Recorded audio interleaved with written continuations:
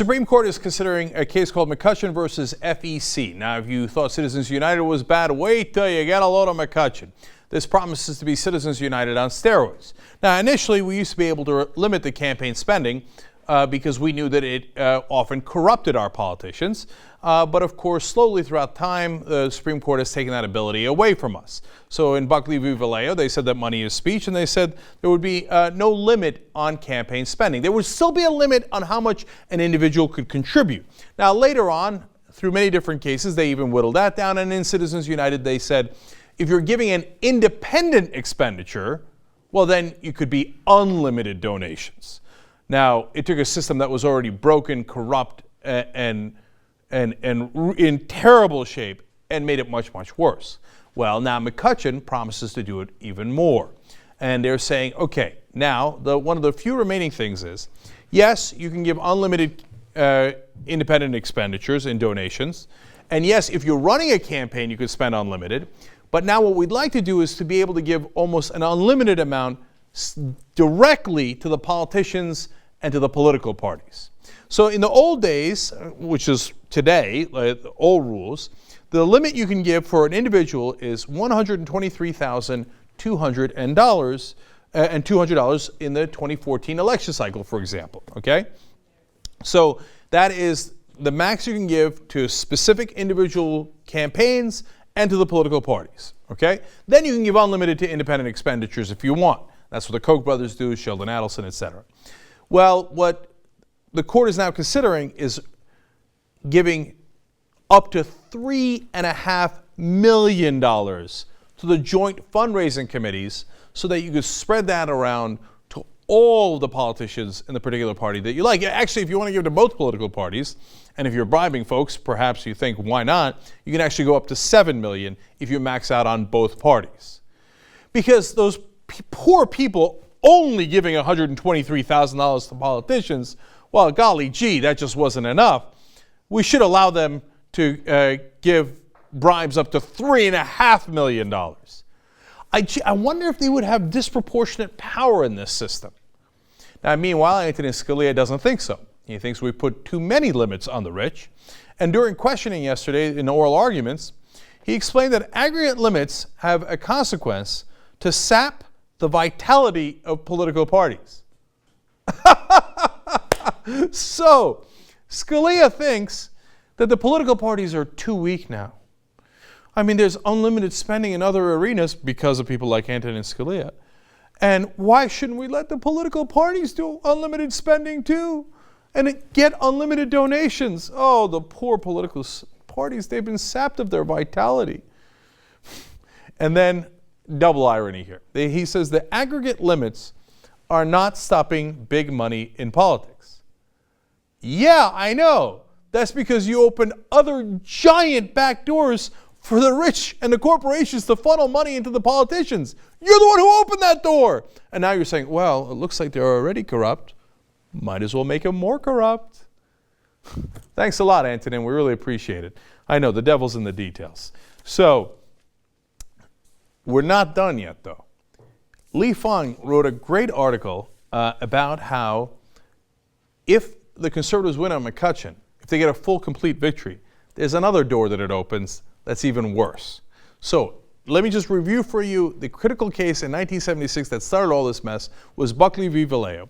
The court there said money equals speech, okay? Now, money is property, and so a lot of people would certainly argue with that contention, and it opened the Pandora's box. Then they also said candidates can spend an unlimited amount.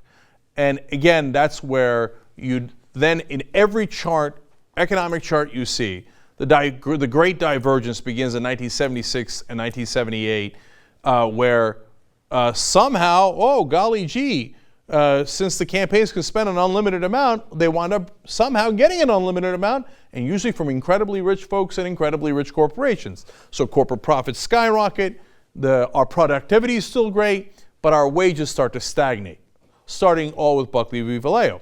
But even back then, they put in a couple of restrictions. They said there's a cap on donations that are permissible. So even though you can spend as much as you want on a campaign, they can't give you as much as they want any particular donor. right? So it had some limits.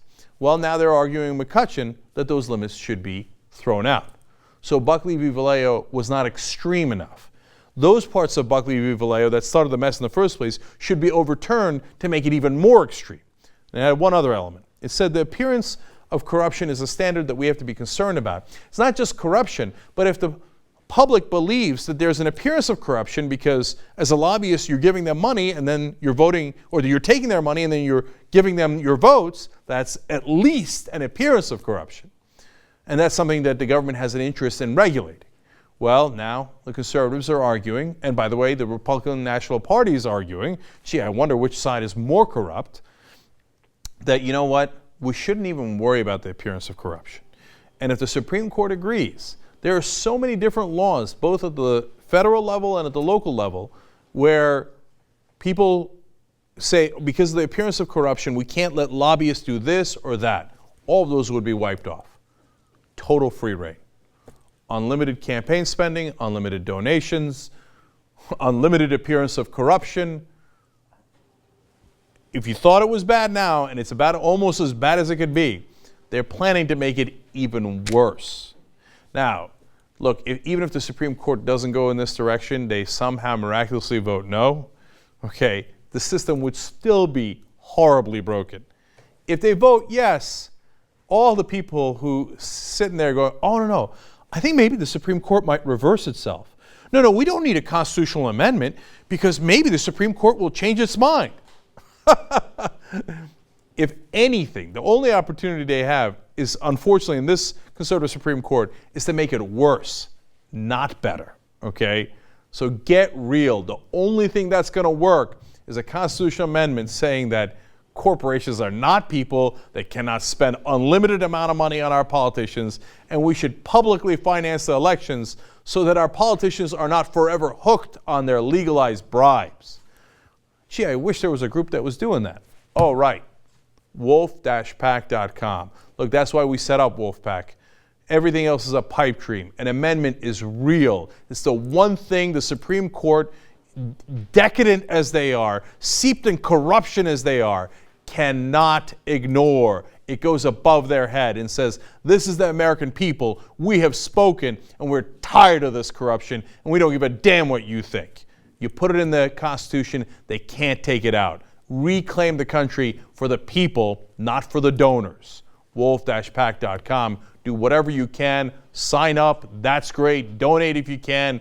Become a member. Help us get our democracy back.